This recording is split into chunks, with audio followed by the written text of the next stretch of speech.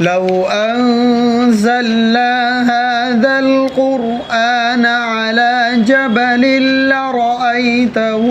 خاشعا متصدعا من خشية الله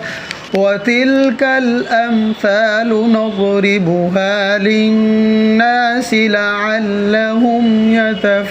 يتفكرون هو الله الذي لا إله إلا هو عالم الغيب والشهادة هو الرحمن الرحيم هو الله الذي لا إله إلا هو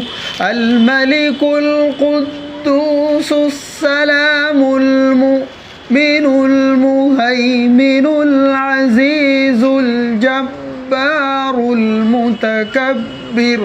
سبحان الله عما يشركون